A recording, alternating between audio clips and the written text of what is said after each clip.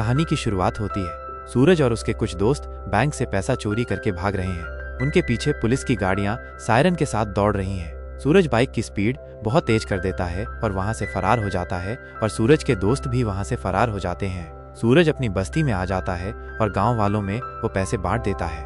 एक दोस्त पूछता है, पैसे क्यों बांट रहा है? सूरज मुस्कुरा कर कहता है, जिनका हक है उन्हें मिलना चाहिए।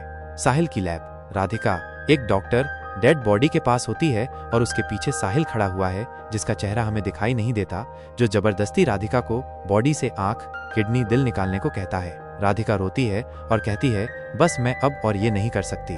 साहिल कहता है, अगर तुमने अभी के अभी इस बॉडी से आंखें, दिल, किडनी नहीं निकाली तो अगली बॉडी तुम्हारे भाई की होगी।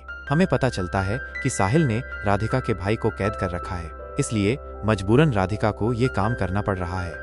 लेकिन एक दिन सूरज की जिंदगी बदल गई। कुछ समय से सूरज की बस्ती के लोग गायब हो रहे थे और जो मिल रहे थे उनकी आंखें, किडनी, दिल और दूसरे अंग गायब थे।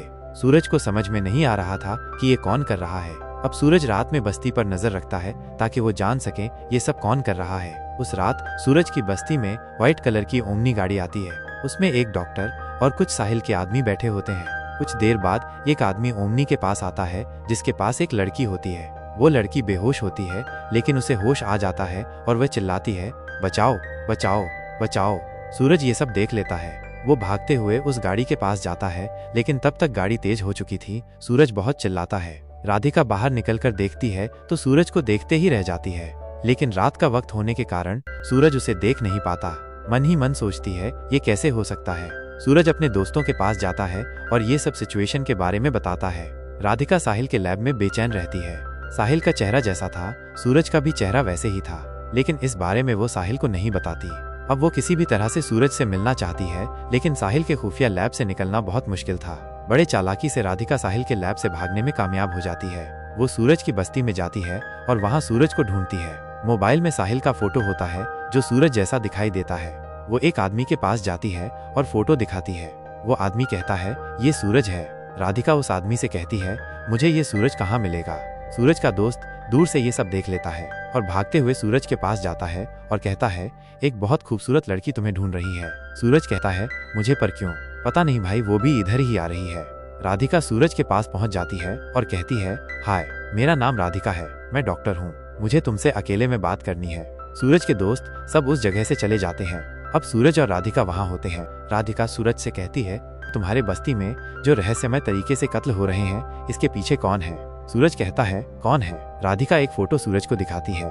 सूरज वो फोटो देखकर दंग रह जाता है। ये तो मैं ही हूँ। राधिका कहती है, ये तुम नहीं हो, ये तुम्हारा हमशक्ल है जो हूबहू तुम जैसा दिखाई देता है। वो सूरज को साहिल के बारे में सब कुछ बता देती है। साहिल उसे जबरदस्ती ये काम कराता है और उसने उसके भाई को कैद कर रखा है, इसीलिए मजबूरन उसे ये काम करना पड़ रहा है। मैं चाहती तो पुलिस के पास भी जा सकती थी, लेकिन पुलिस और नेता ये सब उसकी उंगलियों पर नाचते हैं। सूरज मदद के लिए मान जाता है। राधिका कहती है, सबसे पहले हमें तुम्हारे लुक को बदलना होगा ताकि कोई तुम्हें पहचान न सके। अच्छा, मैं जाती हूँ। सूरज, आपका फोन नंबर दे दो। राधिका, नहीं, हमारे मोबाइल रिकॉर्ड हो सकते हैं। सूरज, आपसे मिलना रहे तो? राधिका, तुम मुझे अपना नंबर दे दो। सूरज उसे अपना नंबर दे देता है। साहिल की लैब। साहिल का एक वैज्ञानिक उसे बताता है, सर, ये फॉर्मूला अभी भी अधूरा है। वैज्ञानिक, ये फॉर्मूला तभी पूरा हो सकता है जब इसमें आपके परिवार के खून का DNA हो। साहिल, कोई बात नहीं, मेरा खून ले लो। वैज्ञानिक हैरान होकर, नहीं सर, आपका खून मैच नहीं कर रहा। साहिल गुस्से से चिल्लाया, तो कौन बचा है मेरे परिवार में? मेरे पिता तो मर चुके हैं और मेरा भाई भी। ये सारी बातें राधिका सुन लेती है और वो साहिल के छुपके से उस फॉर्मूले की डिटेल्स को अपने पेन ड्राइव में कॉपी कर लेती है। फॉर्मूले में उसे कुछ ऐसा पता चलता है जिसे देखकर वो चौंक जाती है। वह किसी भी तरह से सूरज तक पहुंचना चाहती है और उसे ये सच्चाई बताना चाहती है। राधिका लैब से भाग जाती है। रात का वक्त, बहुत तेज बारिश हो रही है। राधिका एक ऑटो में बैठकर जाती है। वह ऑटो वाले से फोन मांगकर सूरज को मिलने बुलाती है। मुझे तुमसे बहुत जरूरी बात करनी है। राधिका शाही होटल में सूरज को मिलने बुलाती है। सूरज शाही होटल में पहुंच जाता है। राधिका सूरज को वह जरूरी बात बताने ही वाली होती है कि तभी साहिल के आदमी वहां पहुंच जाते हैं। साहिल के आदमी और सूरज के बीच शानदार एक्शन होता है। सूरज ने अपना चेहरा ढक रखा होता है, इसलिए साहिल के आदमी उसे पहचान नहीं पाते। लेकिन इसी बीच राधिका को साहिल के आदमी लैब में वापस लेकर चले जाते हैं। लेकिन सूरज के चेहरे पर का नकाब निकल जाता है और साहिल का एक आदमी सूरज को देख लेता है और वो साहिल की लैब में आके कहता है, सर, वो आदमी हूबहू आप ही की तरह दिखता है। अब साहिल को सूरज के बारे में पता चलता है। साहिल, इसका मतलब मेरा भाई जिंदा है और बलराम ने मुझे झूठ बोला। बलराम दूर से ये सब देख लेता है और उसे लैब से भागने में कामयाब हो जाता है। साहिल कहता है, अगर बलराम यहाँ से बचकर भागा तो मैं तुम्हें नहीं छोड़ूंगा, पकड़ो उसे। लेकिन बलराम भागने में सफल हो जाता है। वो भागते हुए सूरज की बस्ती में पहुंचता है। उसे सूरज दिखाई देता है, लेकिन इससे पहले वो सूरज को कुछ बताता, साहिल के आदमी बलराम को मार देते हैं। बलराम सूरज की गोद में दम तोड़ देता है। एक गोली चली, बलराम के सीने से खून बहने लगा। सूरज चिल्लाते हुए, बाबा किसने ये किया?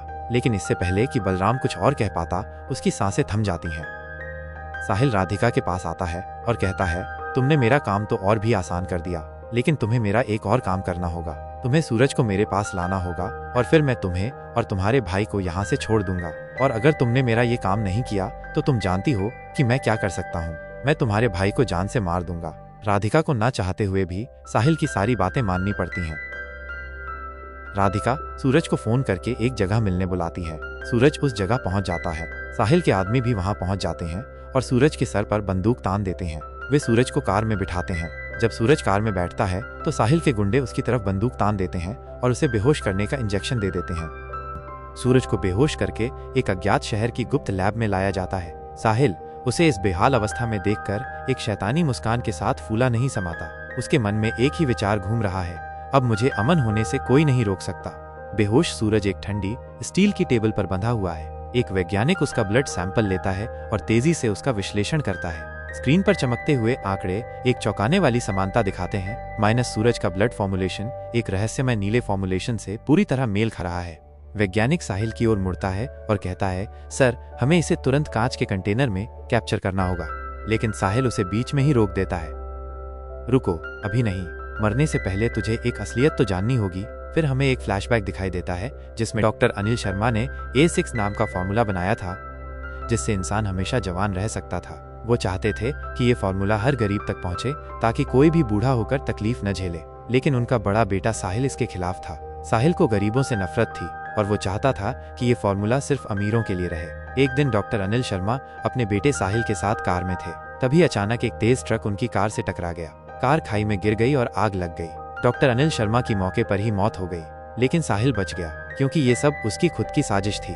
उसने पहले ही कार के ब्रेक फेल करवा दिए थे ताकि सबको लगे कि ये एक हादसा था। लेकिन साहिल को ये नहीं पता था कि मरने से पहले उसके पिता ने सूरज के DNA में वो फॉर्मूला इंजेक्ट कर दिया था। डॉक्टर अनिल शर्मा के वफादार नौकर बलराम को इस साजिश का पता चल गया। उसने सूरज को छुपा दिया और दुनिया को बताया कि वो मर चुका है। कमरे में आग लगा दी ताकि कोई शक न करे और एक नकली बॉडी वहां रख दी। अब साहिल की नजरों में सूरज मर चुका था। उसने सूरज को मुंबई की झोपड़पट्टी में अपने दोस्त के पास भेज दिया। जब फॉर्मूला और सूरज का ब्लड पूरी तरह से मैच हो जाता है तब उसे एक विशाल बेलनाकार कांच के कंटेनर में उतारा जाता है। सूरज को बहुत गुस्सा आता है जब उसे पता चलता है कि उसके पिताजी को उसके ही भाई साहिल ने मारा है, तो अपनी पूरी ताकत से जंजीरों को तोड़ देता है। धड़ाम, मोटी लोहे की जंजीरें टूट जाती हैं। सूरज तेजी से साहिल पर हमला करता है। धुआंधार एक्शन। सूरज पूरे लैब में तबाही मचाता है। साहिल गुस्से में गन उठाता है, लेकिन तभी राधिका एक लीवर खींच देती है जिससे पूरी लैब जल जाती है। सूरज, राधिका और उसका भाई वहां से बचकर निकलने में कामयाब हो जाते हैं और साहिल इस लैब में जल जाता है। आखिरी की सीन में हमें दिखाई जाता है एक जलता हुआ हाथ बाहर आता है। क्या साहिल अभी भी जिंदा है?